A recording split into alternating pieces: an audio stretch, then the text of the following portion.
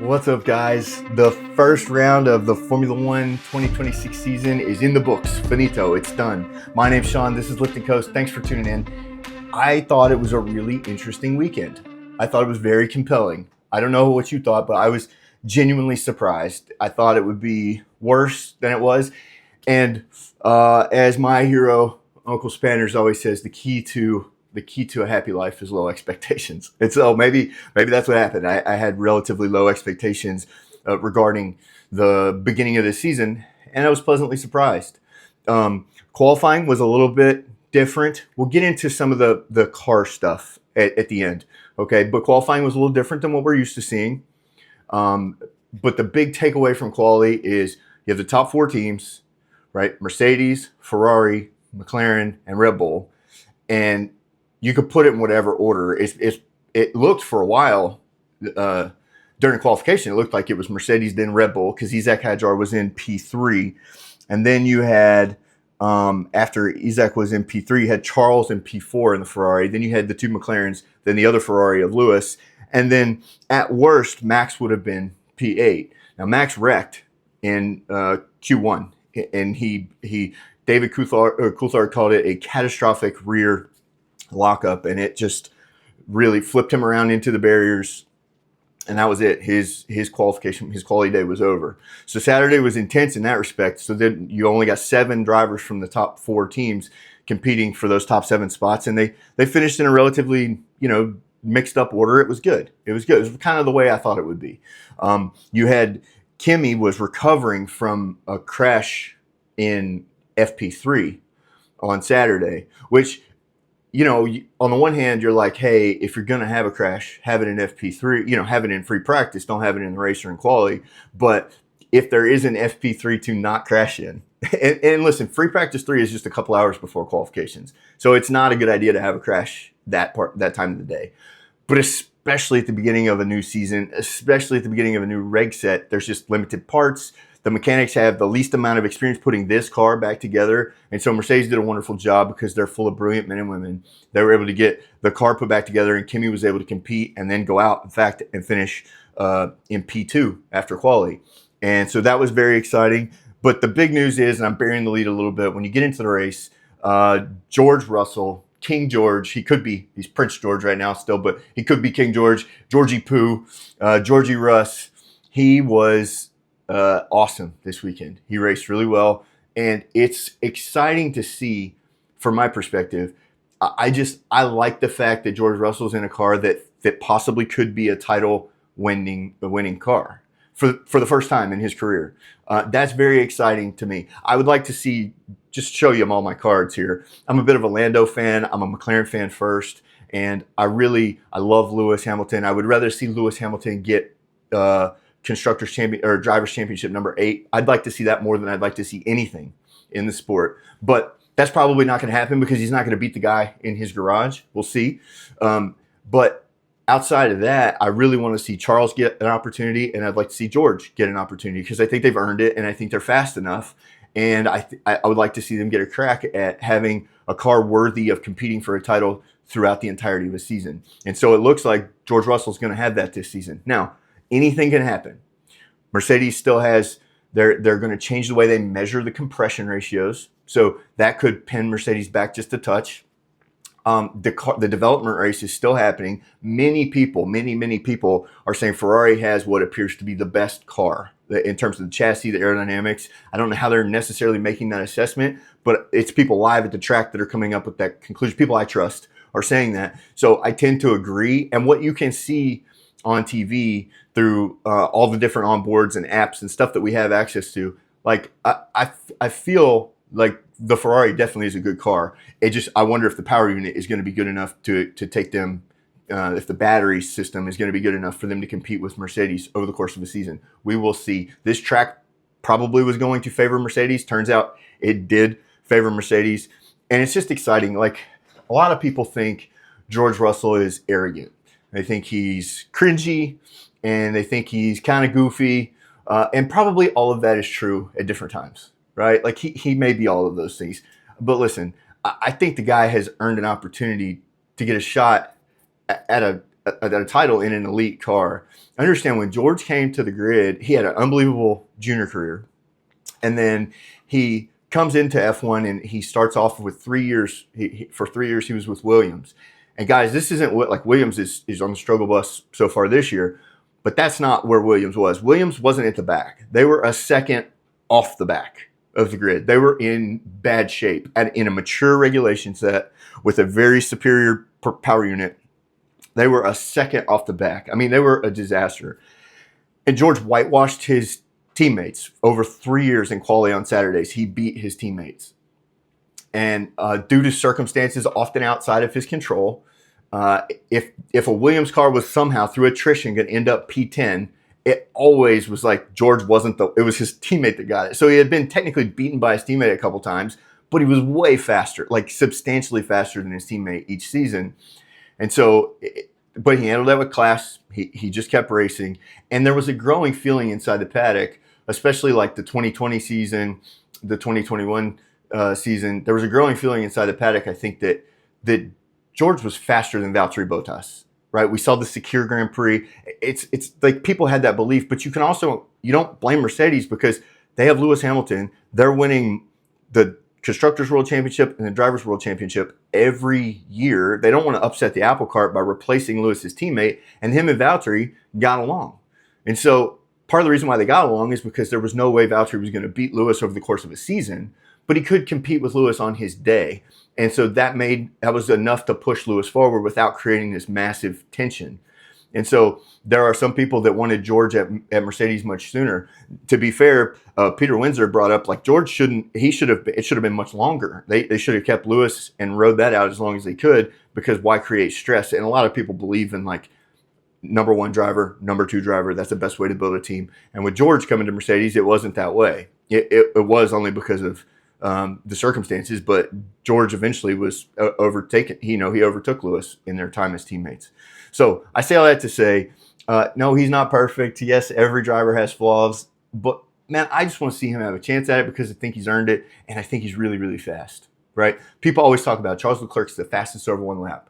They always talk about Max Verstappen's on a different level. And while I may agree with that, there's a guy, George Russell, that has something to say about both of those things, that he wants to weigh in. And so he gets moved to Mercedes in 2022, and you're like, yes, finally George is going to get the chance. And Mercedes built a bouncing baby boy that just went down the track like it was in a 90s rap video, bouncing up and down. And so I feel, in a way, as much as you could feel bad for an elite level athlete who is living this awesome, luxurious life, I did kind of feel bad for him because he never really had a chance with decent machinery. And Mercedes was second best at best over the entirety of the ground effect aerodynamic regulation set from 22 through 25. The best Mercedes is ever going to be is the second best car. So it was nice to see him get the chance. And then here we have this exciting moment, maybe chapter 1 of 24 chapters or whatever it is, where George Russell is going to win his first title, maybe his only title, who knows, but that could potentially be starting here in Melbourne this weekend. And he crosses the finish line and he goes with Borat. He does like a Borat impersonation, but he doesn't even sell out and commit to the bit. So he starts the gimmick and then he slows it down. It's just like, George is such a goof. Like, Zach Brown did it after Lando won the title and at the Yas Marina race at the end of last season. And Zach Brown got on the radio and said, Lando Norris, is this the World Championship hotline? And it was super cringy, but also, like, Zach Brown's a dad. Like, I can at least give him a pass on that. Like, he's older guy, whatever. George is a racer. He's just such a nerd sometimes. And it's kind of endearing, but it's also easy to see why there's people that they get aggravated with him because he's so different than what previous British champions have been. But he had a great race. It took him a little while to figure out the battery deployment. Him and Charles, P1, and Charles took the lead on the brakes into the first corner. And so George had to fight back and take the spot back. And what was interesting is as they went back and forth, I think they exchanged positions something like 7 times over 9 laps or 9 times over 7 laps, something to that effect. So they were back and forth, which was compelling because we weren't sure how this was going to all shake out as the viewer. It's easy to know now that once they get the deployment and recovery strategy sorted out, the faster car will will eventually take the lead and hold on to it. And so it turned into a bit of a conventional race thereafter. Ferrari a little bit. They made probably a poor decision regarding pit stop strategy, but that really I don't think would have mattered in the overall outcome. At the end of the day, Charles was something like 15 seconds off the lead at the end. George wasn't pushing because he had a comfortable lead over Kimi, and so the two Mercedes got around Charles's Ferrari. But it was a compelling race. It was a good day. It was a clean day for George Russell. So I thought that was really good. Mercedes pit stops look good. So if you're a Mercedes fan, there's all the reason in the world to be excited. Kimi Antonelli had a bad crash in free practice 3 on Saturday morning. And so with only 2 hours left in the day before quali starts, Mercedes was able to get that car put back together. The brilliant men and women at Brackley and Brixworth and the team that travels with the drivers, man, they did a really good job to get that car back together. Remember, they don't have the reps reassembling this car. They don't have the reps tightening down the different things inside the engine bay of this vehicle. This is all new to them. And so I thought that they put it back together in 2 hours and got Kimi out for quali was great. It was a huge win for the team. And so you have Mercedes 1-2, and it was very, very compelling. Kimi was about 3 seconds behind George. So the fact that he was able to work his way back up through the pack, he qualified. Kimi qualified second. He was 2/10. But then whenever Charles took the lead, they got all shifted around. But he was able to work his way back up to second, which is where he started. So that was a good race for him. Now, on to Charles Leclerc, Ferrari. I was very impressed with Charles, as always. He is incredibly fast. I don't know if he's really the fastest driver over one lap, but it's super hard to argue with that. It's super hard to argue with it because he's so good. And just like George, Charles has never had a championship-worthy car over the entirety of a season. He had the beginning of 2022, the beginning of the ground effect era. He had a car that the Ferrari could contend with the Red Bull for the first 6-8 races of the season, but it quickly separated. And so there wasn't much that Ferrari could do. Historically speaking, over the recent history, I'm talking last 5-6 years, Mercedes and McLaren have done a better job developing, regardless of where they start. McLaren and Red Bull have done a better job developing, whereas Mercedes and Ferrari, not so much. It'll be neat to see if Mercedes is kind of back to business the way they were before, because they used to be very good at it. They were super dominant for a long time. So it'll be interesting to see if they kind of reclaim that. But Ferrari isn't always known for the best updates. They're not always known for making the wisest decisions in race, and that happened. We had a few safety cars. We had safety car and a couple of virtual safety cars, and you had what it felt like. You had Charles in front of Lewis after the Mercedes took the lead. So you had Charles in front of Lewis, and what it felt like was they didn't want to pit the second car, and because they didn't want to accidentally give Lewis the lead over Charles. They weren't sure how the race was going to shake out, and so they kind of waited to pit as long as they could. Then they finally pit Charles, and then a couple laps later they pit Lewis in a very conventional way so that Charles would be back out in front of his teammate. And that felt like the team just not wanting to get involved in deciding who wins the race. A little bit cautious on their part, I think. Also, it's just hard when you have a full safety car. It's like a free pit stop, right? So it makes no sense to not do it, almost always. Now, the safety car was very early in the race, so I understood they couldn't do a one-stop from that point on. So it was a little outside of their initial plans. But then they had the virtual safety cars after. It just felt like they should have taken a stop at some point sooner, at least with one of the drivers. They didn't do that. But the Ferrari looked great. The drivers were both fairly upbeat, fairly positive. I just think when I see Charles, he's just like, man, here we are again, like in a really good second place, car in terms of vehicles, third place, on the grid. But we're in the second best car again. And so that's got to be tough. I really like Charles. I think low key that he's a really good dude. I think Charles just wants to come to work. He doesn't get involved in some of the politics. He doesn't get involved in a lot of the drama. He goes to work, he races, he does his job, and he goes home, and he trusts Ferrari to put him in the best position to win. And think about this. I know we're not there yet, but he started racing at Ferrari in 2019. And his first year, 2018, he retires Marcus Ericsson. Right, Marcus Ericsson was at Sauber. Rookie Charles Leclerc teamed up with him. Charles beats Marcus Ericsson and sends him packing. Now, we know Marcus Ericsson's a good driver. He won the Indianapolis 500 not long ago. So he's quite good. So Charles retires him. Then his first year against Seb, it's very close, nip and tuck. They have some collisions. By the second year at Ferrari, Charles is leaps and bounds ahead of Seb, completely putting Sebastian Vettel underfoot. He, on the whole of their time together, he had the measure of Carlos Sainz. There were times that Carlos would produce better race results, for sure, because Carlos is a legit, real deal racer. But in terms of just raw pace, I don't think anybody was ever asserting that like Carlos is faster than Charles. And so Charles has been like the lead driver of Ferrari since 2019 in a way, right? Maybe you don't count 2019, maybe 2020. But if you told me the guy's going to sign a contract from 2019 to 2029, and at no point during that 10 years of racing, he's going to have an opportunity to win a title, I would have been like, you're crazy. There's no way. Surely Ferrari will build a championship-worthy, a championship-competing vehicle for their drivers.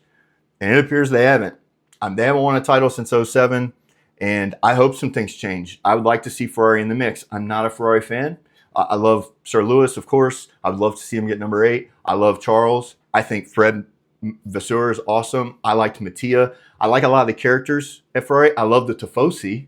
Like, seeing a Ferrari driver win Monza is one of the greatest spectacles in sport. But I'm not a diehard Ferrari fan. When I first started Formula One, Ferrari was the bad guy, right? I've been watching Formula One for more than 20 years now. And yeah, he was the bad guy. You know, Michael Schumacher was the bad guy. Even before he was at Ferrari, he was the bad guy. You know, so then when he went to Ferrari, it was like the ultimate team up of, you know, the evil forces against all the good guys. And it's just the way I came up in the sport as a kid. But in all reality, I do respect what they do. They build really fast things in Maranello. It's just an unfortunate reality that they haven't been able to compete for a title. And unless some things change this season, they may not. Before we get that far ahead of ourselves, though, this is just what it looks like after race 1. Remember, I am the king of see a little, say a lot, right? So the other interesting, like, this track should be better for Mercedes. That's what everyone has said going into it. So maybe that's the case. Maybe we get into some tracks. China has massive straights. So if the Mercedes is better on the top end, I know there's some slower stuff in Sector 1, and I know there's the hairpin in Sector 3, but I just... it's hard for me to believe that like the Mercedes won't be good there too. So we'll see. Maybe they get the setup wrong. Maybe the car does have limitations, Mercedes, and we see that, and Ferrari can come back at them. But it didn't appear to be the case this weekend. Lewis Hamilton finished less than a second behind his teammate, which is for him, that's really good. He got dog walked last year by Charles. Now, that was Lewis's first opportunity to race with Ferrari. It was a new team. Charles has been there. He's bedded in. So it wasn't like anybody really predicted Lewis to go in there and just stomp Charles. I don't think anybody thought that would happen. But just remember with Lewis, and I am a Lewis fan. I am married to the president of Team LH fan club. Like, we love Lewis in this house.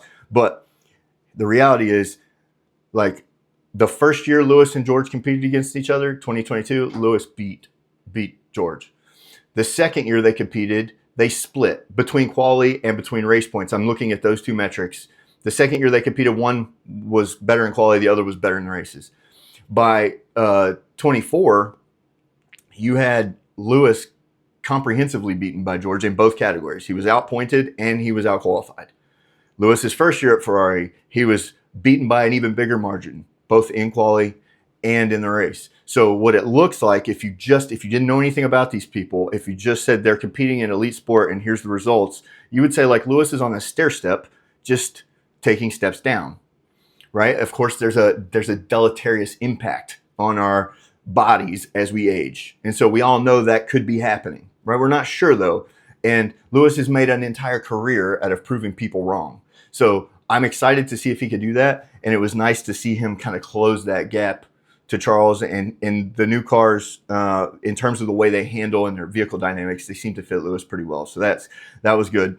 Then after Lewis, you had Lando Norris. Now, Lightning Lando was a little bit like Lando Light this weekend. And that was a bummer. He just never seemed comfortable. Let's go back. In free practice one, Lando was not in the car very much. They had problems with that McLaren, and he was out in the garage, and it was like he never caught up, right? Oscar was faster than Lando all week long. And it felt like Lando was just kind of getting it to come together right before quali, and he did well to place fifth. It was a bit of a gift. We'll come to this in a little bit, but Isaac Hadjar had a car failure.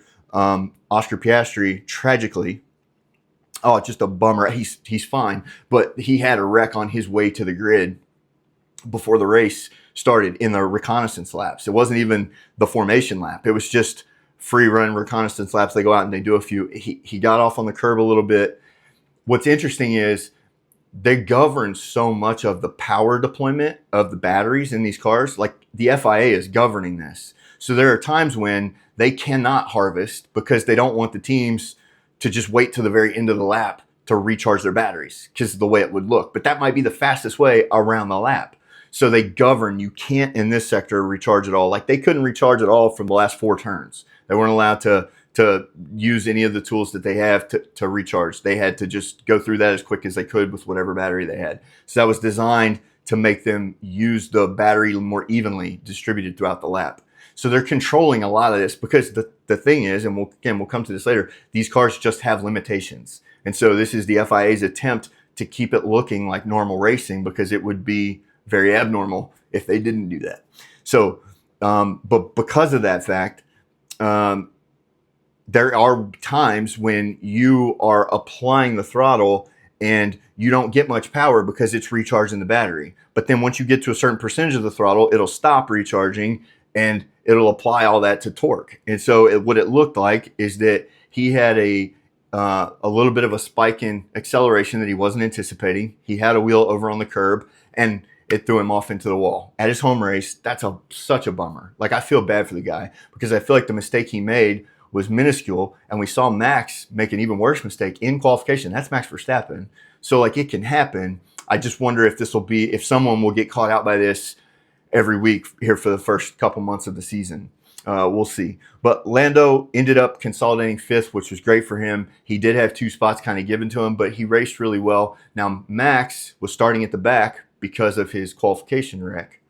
And so he was working his way through the field, and he made short work of the rest of the field. He was caught up pretty quickly.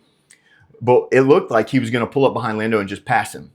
So as he closed in on Lando, about halfway through the race, Lando pits, and Max takes the lead. He runs in free air for a little bit. He eventually pits. He comes out behind Lando. And as he was closing that gap down with, 10 laps left to go, Lando was able to hold him off, which was impressive, both from the McLaren and from Lando Norris. Like those are things in the past where that's sometimes it can be a tough ask for a driver to hold off Max Verstappen with 10 laps to go and he's got 8 lap fresher tires. That can be difficult.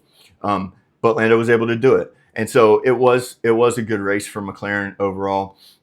So no finish for Oscar because he wrecked on the recce lap.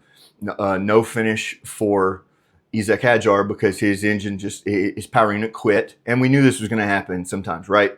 This is Red Bull Ford Powertrain's first attempt at building their own power unit. It's going to have flaws. And so it caught Isaac Hadjar out this week. And so his car, he lost drive is what it sounded like. It sounded like a gearbox problem, honestly, because he had accelerator. You could hear it on the onboard, but he wasn't getting any push, any shove. So that was the way the top teams finished. Some other notable standouts, though. Ollie Behrman in the Haas. Boy, he looked good. It also speaks well of the Ferrari power unit in the back of that Haas. Very, very good. Ollie Behrman was competing.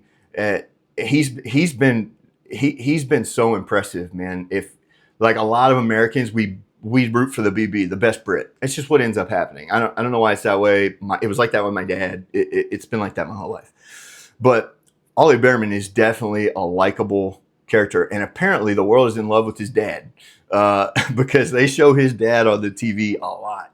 But Ollie is a good racer, man. He's very, very clean. He has growing to do for sure. He could be more aggressive in spots, I think. but he's clean. He's erring on the side of like, let's not destroy the car, and that's important for Haas. Always has been, probably always will be.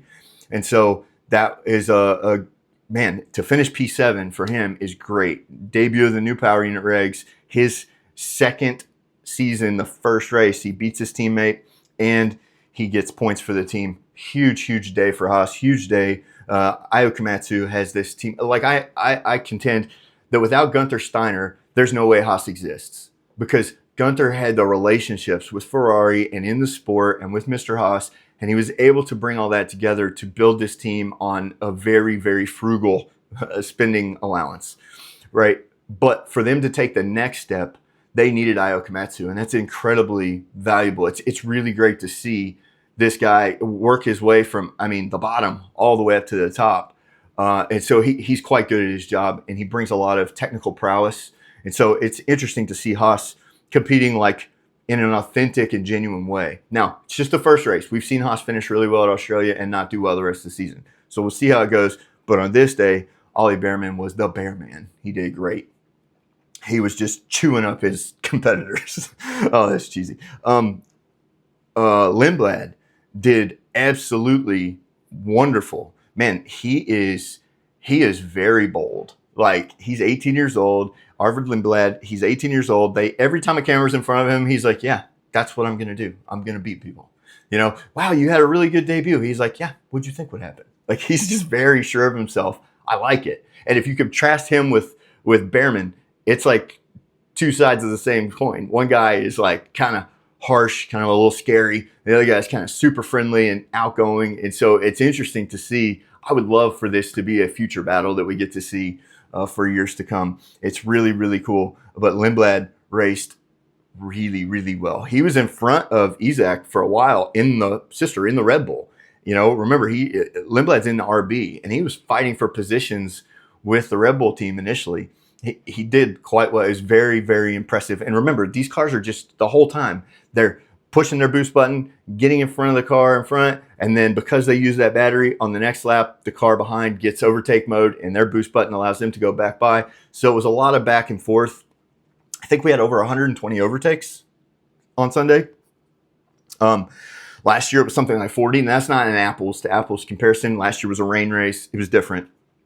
But I think the hang up for a lot of hardcore fans is that these overtakes they're not as valuable. They're inauthentic because you're getting the position for a lap, but you're going to give it right back. And I see that. But if we're going to have imperfect regs, better to have imperfect regs that allow us to see the cars move around, swap positions, than to just be in a train, right? But once I just didn't find it that bad, because once we got through those initial laps, once the field spread out a little bit, it turned into a normal, really fun Formula One race. And Formula One racing is part intense overtakes and crazy driving skill, and part strategy. And just like a football game, field position matters. We don't want to see every game be 10-3, but like every game isn't supposed to be 65-52. It's not always going to be that way. So this was a little bit, I guess it was just a little bit inauthentic. I'm not going to use the word artificial, because all of this is artificial. We make up what the cars are supposed to do. Like, we make the rules. Racing is not something found in nature that we then are supposed to emulate. This is a sport.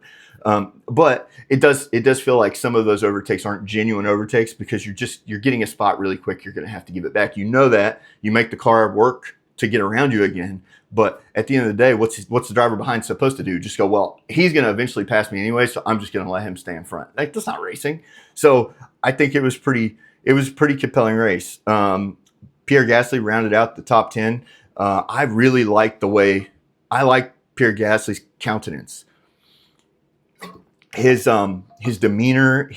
Now this will come down to Alpine, and Alpine doesn't have a great track record as of lately. But Pierre Gasly has like total domain awareness, total domain authority.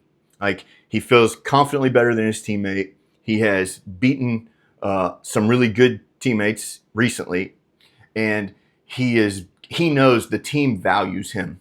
There's no question. And I think for a guy like Pierre, any driver, but especially a guy like Pierre, if he realizes he's valued, that allows him to be himself. Like, he's passionate. He's going to speak his mind when things aren't going well, but he's also encouraging, and he wants to do well for the sake of his team, not just for himself, but for the team. He wants to compete and do well.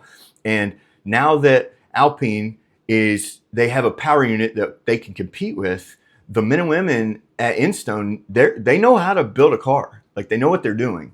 And so I would be surprised if Alpine didn't have kind of like a banner year this year. I don't know what that means exactly. I'm not ready to put myself out there and say, like, Gasly P10 this season. I don't know, but I really do think he's going to have like a banner year and kind of prove to everybody, if one of those top teams is in a position where they have to find a driver because they lost one of theirs, Gasly's trying to enter his name. He's setting his stall out. He's trying to enter his name into the hat and say, listen, watch me. He's come so far since his demotion from Red Bull. The dude is just, it's really hard not to appreciate what Gasly's been through and how he's grown. And it's not just attitude, it's performance. Like, he is genuinely comfortable in his own skin in a way that is admirable.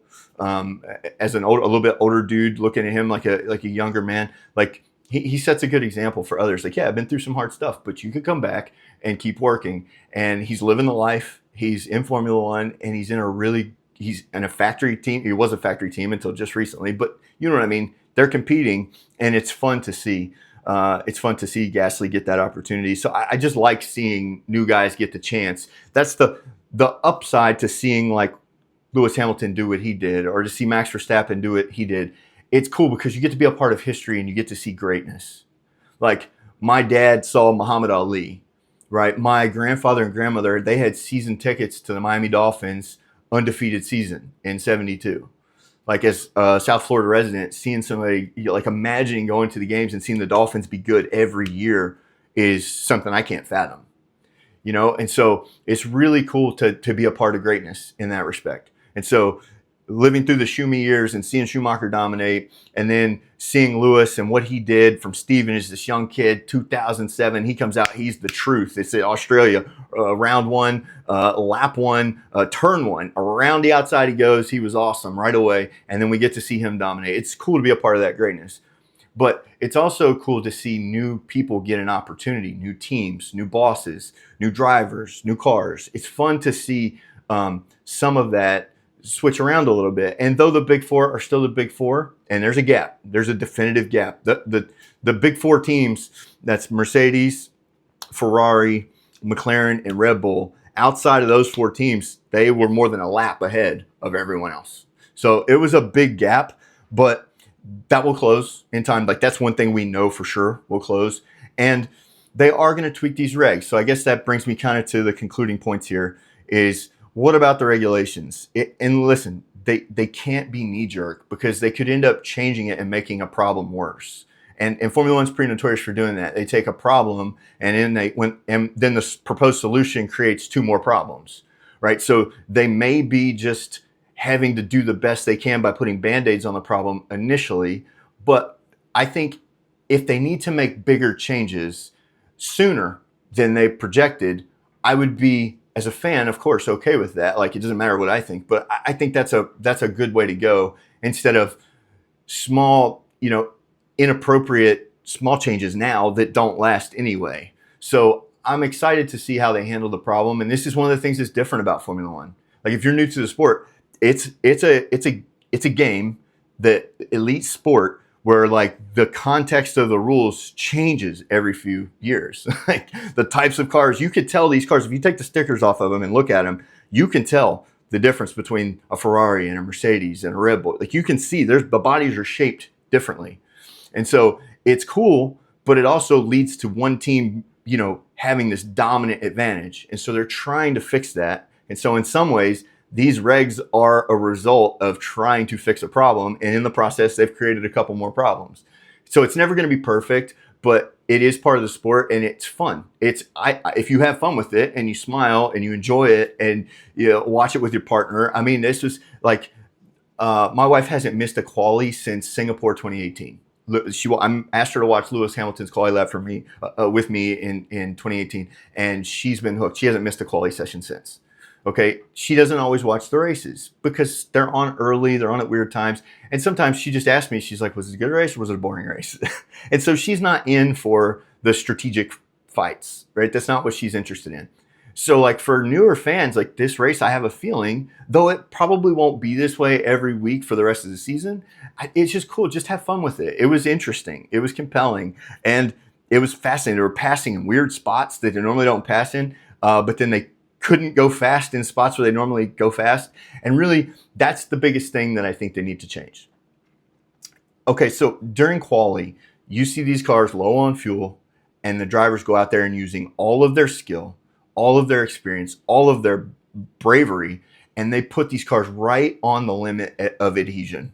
Like they are barely holding on. They're using all of the car's mechanical grip and downforce to get as much lap time out of the lap as they can. They're all looking for that perfect lap.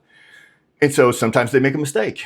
And sometimes they pull these performances like the 2018 pole lap from Lewis Hamilton, where Lewis got out of the car that day and he was like, I don't know how I did that. I don't know.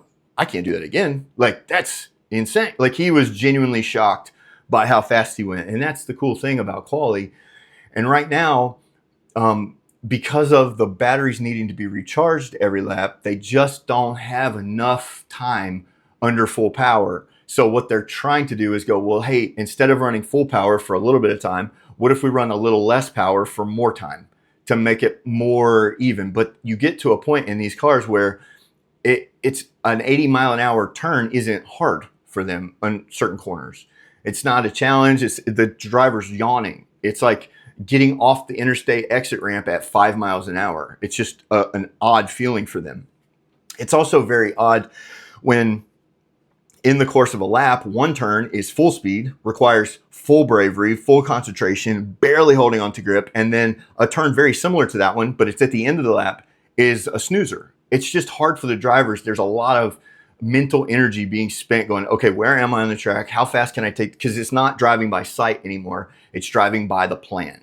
And it's all about the deployment and recharge strategy of that car and what the team comes up with as the best solution. And that's really different than just getting in a fast car and driving fast and competing, right? We don't want to lose that. So I am excited. I'm happy to hear that they're going to look at changes, but I was blown away with the worst case scenario. We're at a racetrack that favors one car. We're at a racetrack that's not going to have adequate recharge capabilities. This is going to be the worst of the worst. And it's the first time I was floored at how good it was. It was still very compelling. Like if that's the worst product that Formula One puts on TV, I have a feeling it's going to be a big year. And in the coming years, it's going to be big. So they have to be careful. They're close to finding something, but you want to make it so the drivers are excited to go drive and race. And right now, they all talked about like the mental fatigue, and it's because they don't do what they know the car can do, what they know they can do in each turn. They have to go, what's the deployment strategy? What's the recharge strategy? And then drive to that. They're just managing almost the whole time. And so that's not what I think anybody wants. But we will see how the rest of the season goes. I'll do my best to get the videos out quicker and to keep trying to do better. Thank you guys for watching. This is Lift and Coast. I'm Sean. Thanks a lot.